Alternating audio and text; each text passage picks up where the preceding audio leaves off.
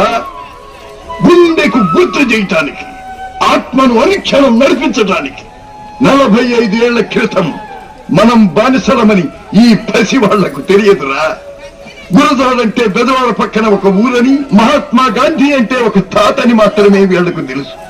ఈ పసివాళ్లు పెద్దవాళ్ళయ్యేసరికి జాతి కోసం వాళ్ళ బాధ్యత వాళ్లకు తెలియాలి. అందుకే ఈ మహనీయుల కథలు సుప్రభాతంలా రోజు వినిపించాలి.